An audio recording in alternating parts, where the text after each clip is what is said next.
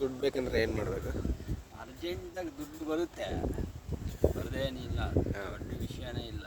ಆದರೆ ನಿನಗೊಂದು 10 ಕೋಟಿ ಬಂತಪ್ಪ, ಏನು ಮಾಡ್ತೀಯ? ಏನು ನಿನಗೆ ಅವಾಗ ಏನಾಗುತ್ತೆ ಅಂದರೆ, ಫಸ್ಟು ಏನು ಕೇಳಿದ್ರೆ ಏನೇ ಇದೆ, ಒಂದು ಮನೆ, ಒಂದು ಕಾರು. ಅದು ಬಿಟ್ಟರೆ ಇನ್ನು ಅದಕ್ಕೆಲ್ಲ ಸೇರಿದ್ರು ಒಂದು 2 ಇಲ್ಲ ಒಂದು 3 ಕೋಟಿ ಇಟ್ಕೊಳ್ಳಪ್ಪ. ಅಷ್ಟೇ ಇಲ್ಲ ಸರ್, ಈಗ ಎಲ್ಲರೂ ಏನು ಕೇಳ್ತಾರೆ, ಒಂದು ಕಾರು ಒಂದು ಮನೆ. ಅವ್ರಿಗೆ ಪರ್ಸ್ನಲ್ ಲೈಫ್ಗೆ ಎಷ್ಟು ಬೇಕೋ ಅಷ್ಟು ಮಾತ್ರ ಥಿಂಕ್ ಮಾಡ್ತಾರೆ ಜನಗಳು, ಅದಕ್ಕೆ ಮುಂಚೆ ಹೋಗಿ ಥಿಂಕ್ ಮಾಡಲ್ಲ ಅಷ್ಟೇ. ಈಗ ಏನು ಗೊತ್ತಾ, ಮನುಷ್ಯ ಬದುಕ್ತಾ ಇದ್ದಾನಷ್ಟೇ, ಜೀವಿಸ್ತಾ ಇಲ್ಲ. ಜೀವಿಸೋಕೆ ಬೇರೆ, ಬದುಕೋದು ಬೇರೆ. ಬದುಕೋದು ಅಂದರೆ ಎಲ್ಲರೂ ಬದುಕ್ತಾರೆ, ಜೀವನ ಬೇರೆ ಇದೆ, ಎಲ್ಲ ಇದೆ. ಇಲ್ಲಿ ಮನುಷ್ಯನಿಗೆ ಈ ಪ್ರಕೃತಿ ಎಲ್ಲ ಕೊಡುತ್ತೆ. ಇಲ್ಲಿ ಯಾರು ಬಡವ ಅಲ್ಲ, ಎಲ್ಲರಿಗೂ ಏನು ಬೇಕೋ ಎಲ್ಲ ಇದೆ. ಹುಟ್ಟ ಏನು ಯಾರು ಏನು ತಗೊಂಡು ಏನು ಬರಲ್ಲ, ಎಲ್ಲರಿಗೂ ಇರೋದು ಒಂದೇ ಇಷ್ಟು ಬೆದಳು. ಹೌದು, ಅದನ್ನು ಉಪಯೋಗಿಸ್ಕೊಂಡ್ರೆ 10 ಕೋಟಿ ಅಲ್ಲ, 10,000 ಕೋಟಿ ಬೇಕಾದ್ರೆ ದುಡ್ಕೊಬೋದು. ಇನ್ನು ಕಷ್ಟಪಡೋ ಅವಶ್ಯಕತೆ ಏನಿಲ್ಲ. ಇಷ್ಟು ನಿಮ್ಗೆ ಏನಂದರೆ ಮೈಂಡ್ ಗೇಮ್ ಮಾಡಬೇಕು, ಬೇರೆ ಏನಿಲ್ಲ. ನಿಮ್ಮ ತಲೆ, ನಿಮ್ಮ ಮೆದುಳನ್ನ ಉಪಯೋಗಿಸ್ಕೊಂಡು, ನಿಮ್ಮ ಮೈಂಡ್ ಉಪಯೋಗಿಸ್ಕೊಂಡು ನೀವು ಏನು ಬೇಕಾದರೂ ಸಾಧನೆ ಮಾಡಬೇಕು. ಅದು ಸುಲಭವಾಗಿ. ಹೌದು. ಯಾವುದೇ ಮಂತ್ರ ಇಲ್ಲ, ತಂತ್ರ ಇಲ್ಲ, ಪೂಜೆ ಇಲ್ಲ, ಇನ್ನೊಂದಿಲ್ಲ, ಮತ್ತೊಂದಿಲ್ಲ. ದೇವರು ಈ ಸಬ್ಜೆಕ್ಟಲ್ಲಿ ಇದೆ. ದೇವರಿಲ್ಲ ಅಂತ ನಾನು ಹೇಳಲ್ಲ. ಇಲ್ಲಿ ಏನಾಗುತ್ತೆ ಅಂದರೆ, ನೀವೇ ದೇವರಾಗಿ ಯಾವಾಗ ಭಾವಿಸ್ತೀರ, ನಿಮ್ಗೆ ಏನು ಬೇಕು ಎಲ್ಲ ನಿಮ್ಮನ್ನು ಹುಡ್ಕೊಂಡು ಬರ್ತೀವಿ. ಅದೇ ಹೇಳೋದು. ಈಗ ರಮಣ ಮಹರ್ಷಿ ಹೇಳೋದು ಅದೇ, ಭಗವದ್ಗೀತೆ ಶ್ರೀಕೃಷ್ಣ ಹೇಳೋದು ಅದೇ. ನಿನ್ನಲ್ಲಿ ನೀನು ಪ್ರವೇಶ ಮಾಡು, ನೀನೇನು ಅಂತ ತಿಳ್ಕೊ, ನಿನ್ನ ಪವರ್ ಏನು ಅಂತ ತಿಳ್ಕೊ. ನಿನ್ನ ಕೈಲೇ ಇದೆ ಎಲ್ಲ, ಎಲ್ಲ ನಿನ್ನ ಕೈಲೇ ಇದೆ. ಏನು ಬೇಕಾದರೂ ಸೃಷ್ಟಿ ಮಾಡ್ಕೋಬೋದು, ಏನು ಬೇಕಾದ್ರೆ. ಏನು ದುಡ್ಡು ಯಾಕಂದರೆ ಈಗ ದುಡ್ಡು ಎಲ್ಲರಿಗೂ ಬೇಕೇ ಬೇಕು, ಇಲ್ಲ ಅಂತಲ್ಲ. ಆದರೆ ಆ ದುಡ್ಡು ಬಂದ ಮೇಲೆ ನೀನು ಯಾವ ಥರ ಅದನ್ನು ಉಪಯೋಗಿಸ್ಬೇಕು ಅನ್ನೋದೇ ನಿನಗೆ ಗೊತ್ತಿರಲ್ಲ. ಏನು ಒಂದು ಈಗ ನೀನು ಹೇಳ್ದಂಗೆ ಒಂದು ಮನೆ, ಒಂದು ಕಾರು, ಅದಕ್ಕೆಲ್ಲ ಸೇರಿ ಒಂದು 2-3 ಕೋಟಿ, ಒಂದು 10 ಕೋಟಿ ಬಂತಪ್ಪ. ಇನ್ನು 7 ಕೋಟಿ ಏನು ಮಾಡ್ತೀಯ? ನಿನ್ಗೆ ಅದಕ್ಕೆ ಕೇಳಿದ ಕ್ವಶನ್ ನಿನಗೆ ಆನ್ಸರೇ ನೀನು ಯೋಚನೆ ಮಾಡ್ತೀಯ. ಪ್ಲಾನಿಂಗ್ ಇಲ್ಲ ಅಂತ ಹೇಳ್ತಾ ಇದ್ದೀರಾ ನೀವು? ಪ್ಲಾನಿಂಗ್ ಇಲ್ಲದೆ ಏನೂ ಬರಲ್ಲ. ಒಂದು ಡಿಸೈನ್ ಇರಬೇಕು ಮನುಷ್ಯನಿಗೆ, ಹಿಂಗೆ ಇರಬೇಕು. ಸುಮ್ಮನೆ ಮನೆ ಅಂದರೆ ಅಲ್ಲ, ಮನೆ ಹಿಂಗೆ ಇರಬೇಕು, ಕಾರ್ ಇದೆ, ಕಂಪನಿದು ಇರಬೇಕು. ಎಲ್ಲ ನಿನಗೆ ಒಂದು ಏನಂದರೆ ಕ್ಲೀನಾಗಿ ಪಿಕ್ಚರ್ ಡಿಸೈನ್ ನೀನು ಮಾಡ್ಕೊಂಡಿದ್ದು. ಇವಾಗ ನಮಗೆ ಮನೆ ಏನು ಬೇಕಂದರೆ ನಮ್ಗೆ ಈ ಥರನೇ ಬೇಕು, ಇಷ್ಟು ಫ್ಲೋರ್ ಬೇಕು, ಈ ಥರನೇ ಡಿಸೈನ್ ಮಾಡಿಸ್ಕೋಬೇಕು. ಕಾರ್ ಈ ಥರ ಮಾಡಲೇಬೇಕು, ಇಷ್ಟೇ ಫೆಸಿಲಿಟೀಸ್ ಇರಬೇಕು, ಇಷ್ಟೇ ಫ್ಯೂಚರ್ಸ್ ಇರಬೇಕು ಅಂತ ಡಿಸೈನ್ ಮಾಡ್ಕೊಂಡಾಗ ಥರ ಇದನ್ನು ಡಿಸೈನ್ ಮಾಡ್ಕೋಬೇಕು ಅಂತ ಹೇಳ್ತಾ ಇದ್ದೀರಾ? ಹೌದು. ಇವಾಗ ಶ್ರೀಮಂತ ಏನು ಮಾಡ್ತಾನೆ, 10 ಕೋಟಿ ಬಂದರೆ ಅವ್ನು 20 ಕೋಟಿಗೆ ಏನು ಪ್ಲಾನ್, ಏನು ಡಿಸೈನ್ ಮಾಡ್ಬೇಕು ಅಂತ ಮಾಡಿರ್ತಾನೆ. ಬಡವನಿಗೂ ಶ್ರೀಮಂತನಿಗೂ ಇರೋ ವ್ಯತ್ಯಾಸ ಅಷ್ಟೇ. ಏನಂದರೆ ಇಲ್ಲಿ ಮನುಷ್ಯ ಏನು ಮಾಡಬೇಕು ಅಂದರೆ ಆಲೋಚನಾ ವಿಧಾನ ಬದಲಾಯಿಸ್ಬೇಕು. ನಿನ್ನ ಆಲೋಚನೆ ಏನು?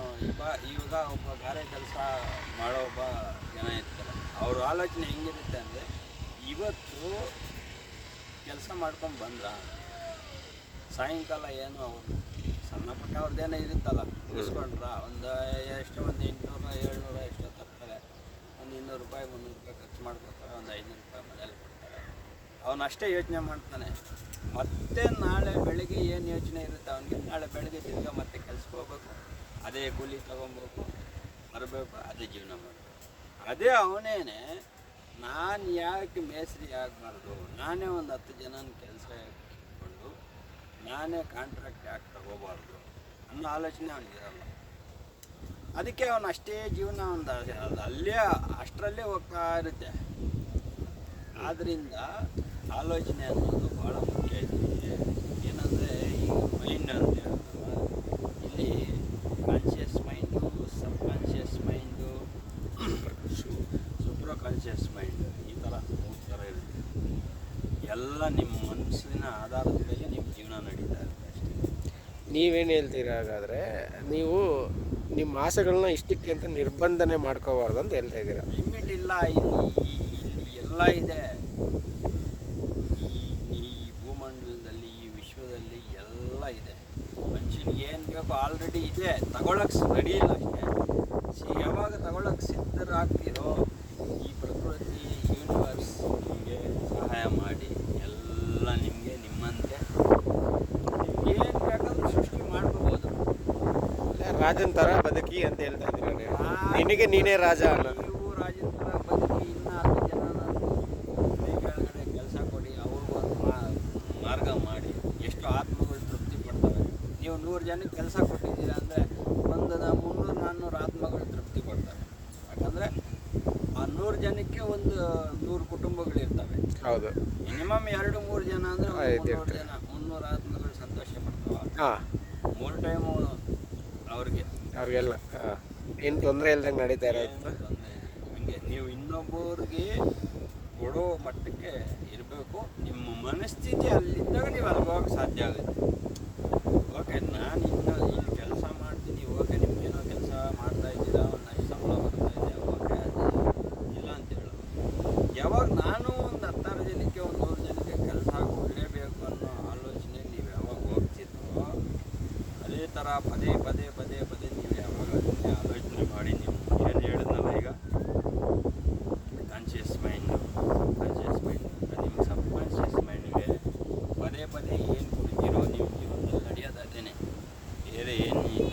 ಎಷ್ಟು ಪಾಸಿಟಿವ್ ಆಗಿ ಥಿಂಕ್ ಮಾಡ್ತಾ ಇರ್ತೀರೋ ನಿಮ್ಮ ಜೀವನದಲ್ಲಿ ಅಷ್ಟು ಪಾಸಿಟಿವ್ ನಡೆಯುತ್ತೆ. ನೀವು ಯಾವಾಗಲೂ ಕೆಲವರು ಬರೀ ನೆಗೆಟಿವೇ ಯೋಚನೆ ಮಾಡ್ತಾ ಇರ್ತಾರೆ, ಅವ್ರ ಜೀವನದಲ್ಲಿ ಎಲ್ಲ ನೆಗೆಟಿವ್ ನಡೀತಾರೆ. ಈಗ 101% ನಿಮ್ಮ ಯೋಚನೆ, ನಿಮ್ಮ ಆಲೋಚನೆ ವಿಧಾನ ಹೆಂಗಿರುತ್ತೋ ನಿಮ್ಮ ಜೀವನ ಹಂಗಿರುತ್ತೆ ಅಷ್ಟೇ.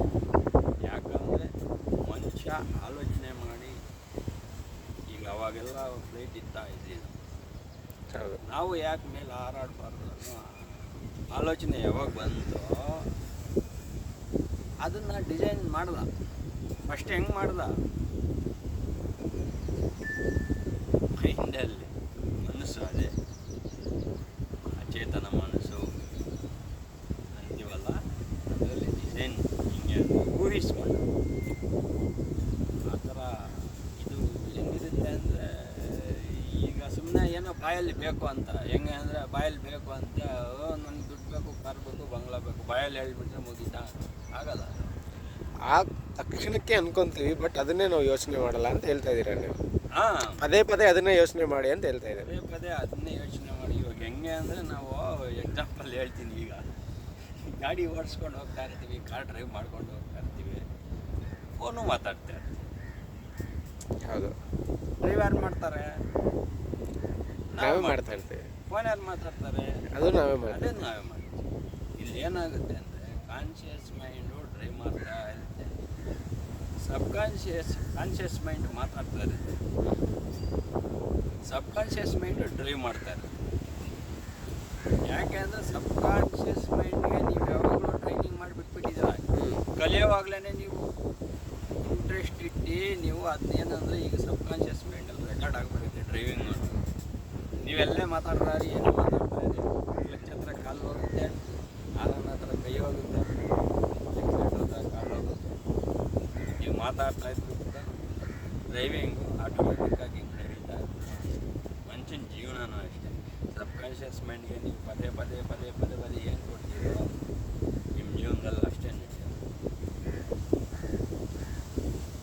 ಒಟ್ಟಾಗಿ ನಾನು ಹೇಳೋದೇನಂದರೆ, ಆಲೋಚನಾ ವಿಧಾನ ಬದಲಾಯಿಸ್ಕೊಳ್ಳಿ. ಎಲ್ಲ ಸಕಲ ಐಶ್ವರ್ಯಗಳು ಅನುಭವಿಸೋಕ್ಕೆ ಎಲ್ಲ ಇದೆ, ರೆಡಿಯಾಗಿದೆ. ಅನುಭವಿಸೋಕ್ಕೆ ತಯಾರಾಗಬೇಕು.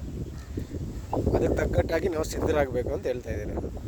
ತಕ್ಕನಾಗಿ ಅಂದರೆ ಹೆಂಗೆ ಅಂದರೆ, ಈಗ ಕಷ್ಟಪಟ್ಟರೆ ಬರುತ್ತೆ ಅನ್ನೋದೆಲ್ಲ ಸುಳ್ಳು. ಬಟ್ ಎಲ್ಲರೂ ಅದು 24 ಗಂಟೆ ಮೂಟೆ ಬರ್ತಾನೆ ಇರ್ತಾನೆ. ಎಲ್ಲರೂ ಅದೇ ಹೇಳ್ತಾರಲ್ಲ ಸರ್, ಕಷ್ಟಪಟ್ಟರೆ ಸಿಗುತ್ತೆ, ಕಷ್ಟಪಟ್ಟರೆ ಸಿಗುತ್ತೆ ಅಂತ. ಕಷ್ಟಪಟ್ಟರೆ ಕಷ್ಟನೇ ಬರೋದು, ಬೇರೆ ಏನು ಬರೋದು. ಇದನ್ನು ಉಪಯೋಗಿಸಿದ್ರೆ, ನಿಮ್ಮ ಆಲೋಚನೆ ಬದಲಾಯಿಸ್ಕೊಂಡು ತಲೆ ಉಪಯೋಗಿಸಿದ್ರೆ ಮಾತ್ರ. ಈಗ ಆಲ್ರೆಡಿ ನಿಮಗೆ ಗೊತ್ತು, ಕಷ್ಟಪಡೋನು, ಸಿಮೆಂಟ್ ಕಲಿಸೋನು, ಮೂಟೆ ಬರೋನು, ಕಲ್ಲೆತ್ತಾಕೋನು, ಅವ್ರು ಹೆಂಗಿದ್ದಾರೆ? ಅವ್ನು ನಿಂತ್ಕೊಂಡು ಎಲ್ಲರಿಗೂ ಕೆಲಸ ಹೇಳೋನು ಅವನು ಹೆಂಗಿದ್ದಾರೆ? ಎಷ್ಟು ಅವನೇ ಅಷ್ಟೇ.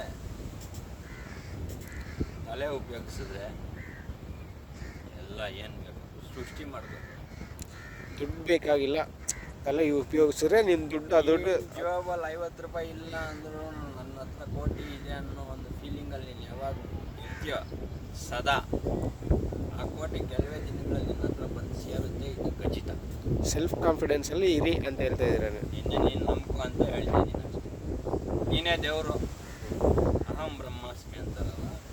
ಹೌದಾ? ಯಾವುದೋ ಒಂದು ತೆಲುಗಲ್ಲಿ ಒಂದು ಫಿಲಮ್ ಐತೆ, ನೀನೇ ದೇವಣ್ಣಿ ಅಂತ. ಅದರಲ್ಲಿ ಯಾರು ನೀನು ಅಂತ ಕೇಳ್ತಾರೆ, ಕಾಲ್ ಬೈರಾವ್ ಅಂತಾನೆ ನೋಡಿರ್ಬೋದು. ಆ ಥರ ನಿಮ್ಮನ್ನು ನೀವು ನಂಬ್ಕೊಳ್ಳಿ, ಆಲೋಚನೆ ಬದಲಾಯಿಸ್ಕೊಂಡು ನಾನು ಬಡವ ಅನ್ನೋದು ಬಿಟ್ಬಿಡಿ. ನನಗೆ ಯಾಕೆ ಹಿಂಗಾಗುತ್ತೆ ಅನ್ನೋದು ಬಿಟ್ಬಿಡಿ. ಅದು ಅನ್ಕೊತಾ ಇದ್ದಷ್ಟು ದಿನ ನಿಮಗೆ ಅದು ಹಂಗಾಗುತ್ತೆ.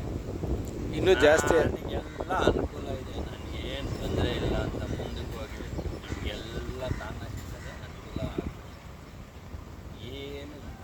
ಏನು ಚಿಂತೆ ಮಾಡಬೇಕು. ಏನು ಬೇಕಾದರೂ ಈ ಭೂಮಿ ಮೇಲೆ ಮನುಷ್ಯ ಏನು ಬೇಕಾದರೂ ಸೃಷ್ಟಿ ಮಾಡ್ಕೊಬೋದು. ಏನು ಬೇಕಾದ್ರೂ ದುಡ್ಡು ಬೇಕಾ, ಮನೆ ಬೇಕಾ, ಚಿನ್ನ ಬೇಕಾ, ಬಂಗಾರ ಬೇಕಾ, ಡೈಮಂಡ್ ಬೇಕಾ, ಎಲ್ಲ ಇದೆ ರೀ. ಪ್ರಕೃತಿ ನಮಗೆ ಒಂದು ನೋಟ್ ತಯಾರಾಗಬೇಕಂದ್ರೆ ಪ್ರಕೃತಿಯಿಂದ ಬರಬೇಕು. ಪ್ರತಿಯೊಂದು ನಮ್ಗೆ ಪ್ರಕೃತಿನೇ ಕೊಡೋದು. ಪ್ರಕೃತಿಗೆ ಅದಕ್ಕೆ ತೊಂದರೆ ಮಾಡಬೇಕು. ನನ್ನ ಸಿದ್ಧಾಂತ ಏನಂದರೆ ಯಾವುದೇ ಕಾರಣಕ್ಕೂ ಪ್ರಕೃತಿಗೆ ತೊಂದರೆ ಮಾಡಬೇಕು, ಪಕ್ಕದ ಮನುಷ್ಯನಿಗೂ ತೊಂದರೆ ಮಾಡಬೇಕು. ಆದಷ್ಟು ಪ್ರಾಮಾಣಿಕವಾಗಿ ಹೋದರೆ ಅಷ್ಟೇ ನಿಮ್ಮದು ಪ್ರಾಮಾಣಿಕವಾಗಿ ಎಲ್ಲ ಥರ ಅಂತೆಲ್ಲ ನಿಮ್ಗೆ ಏನು ಬೇಕಾದರೂ ಆಟೋಮೆಟಿಕ್ಕಾಗಿ ಸೇರ್ತದೆ.